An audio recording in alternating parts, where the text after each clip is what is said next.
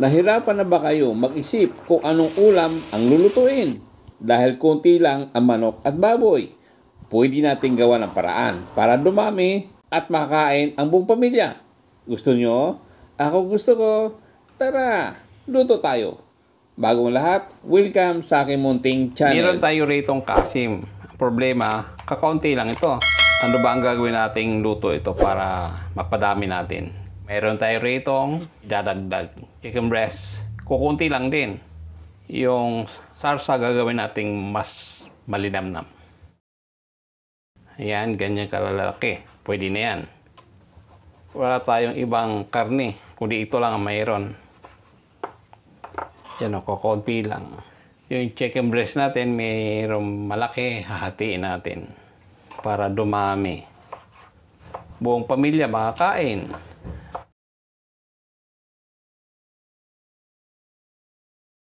Nakita nyo, kukunti lang yung karne. Pagsamahin na natin dito, yung ating manok sa karne. Yan, parang dumami na. Lagyan natin ng konting paminta, konting asin. Gagawin natin, lalamasin lang natin para maghalo-halo yung paminta at saka asin. Tabi muna natin. Maglagay lang tayo ng konting mantika. Isasangkotsa lang natin tong manok sa baboy. Biglang dumami yung ating karne. Manok sa baboy pinaghalo natin. Nagawa ng paraan. Pwede naman to eh. Halo-haloin lang natin hanggang sa mag-iba sa ng kulay. Medyo nagbabago na. Ito na po yung ating sinangkutsa ng manok at baboy. Slightly brown na yung ating karne. Lagyan na natin ito ng ating sabaw.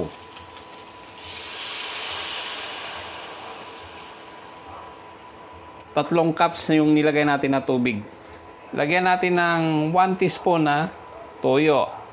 1 teaspoon na patis. Yung nilagay natin, yan ang magbibigay lasa at linamnam. 3 pirasong laurel. Takpan natin, hayaan natin kumulo. Buksan muna natin pagkaraan ng 20 minutos. Nag-reduce na yung sauce. Lumalabas na yung mantika, oh. Pinakamantika anong karne. Ang gagawin natin, hanguin muna natin to.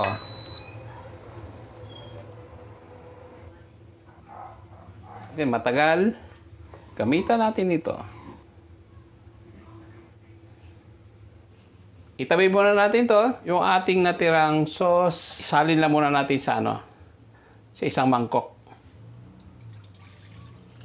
Lagyan lang natin ng konting mantika. Katiting na mantika lang. Tsaka 25 grams na butter. Tutunawin lang ito.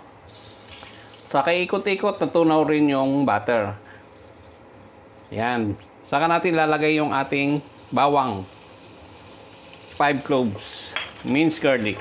Haluluin lang natin hanggang sa maluto yung bawang. Lagay na natin yung 1 pirasong sibuyas.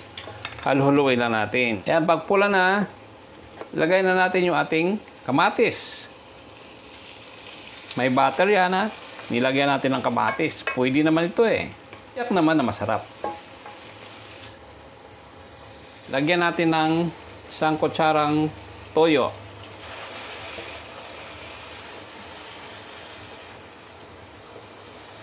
Lagyan pa natin na ito ng tubig.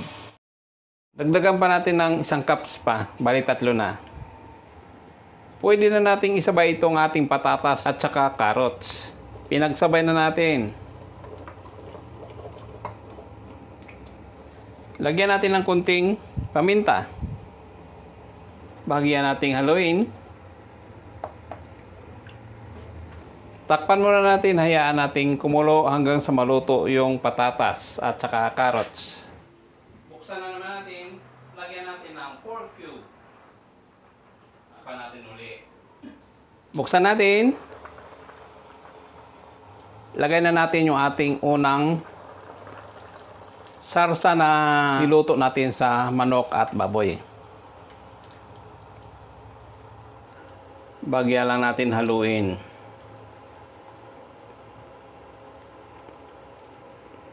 Yung nilagay natin na sarsa galing sa pinaglutuan ng manok at baboy, na magbibigay lasa at linamnam sa niluluto natin. Ito naman yung ating mushroom. Bilog ito. Request ng anak ko, wag ko na daw hiwain. Gusto niya yung buo para madaling kainin. Mahilig siya sa mushroom. Bagyan lang nating haluin.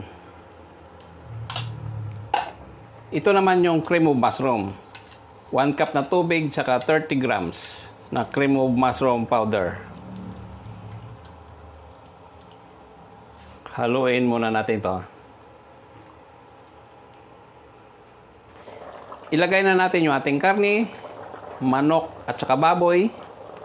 Lamang ang bilang ng manok dito dahil yung baboy natin kakaunti lang. Pinagsama lang natin para dumami. Yan, nagagawa naman ng paraan para lahat makakain at maraming makakain. Haluin lang natin ng bahagya. Makikita nyo, maganda na siyang tignan. May yellow, may orange, saka may medyo brown. Luto na yung ating karne, yung manok saka baboy at saka patatas. Ilagay na natin itong green peas. Bali, 2 lata ang nilagay natin kasi kukunti lang naman alaman. Haluin lang natin ng bahagya para kumalat lang yung nilagay natin. Pwede na natin ilagay itong ating green bell pepper at saka red bell pepper. Dahil yung nilagay natin na bell pepper, kahit hindi pa gaano maluto yan, masarap kaya kagatin yan, malutong. O ayan, tapos na ang ating pinaghirapan. Nagawa natin ang paraan. Kunting manok, baboy at gulay na may masarap na sabaw. Para-paraan lang yan dahil malayo pa ang sweldo. Pero buong pamilya nakakain. Solve ang tanghalian hanggang hapunan. 2 mangkok ginamit ko kasi mainit. Ngayon, titikman muna natin to. Sabaw muna.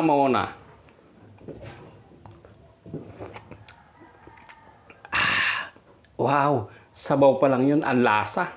Malinamnam. Ito naman, manok ito, alam ko eh.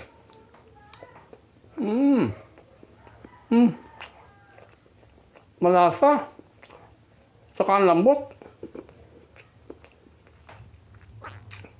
Patatas.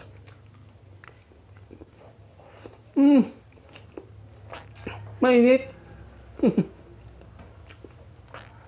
Takaw eh. Ito yung ating mushroom.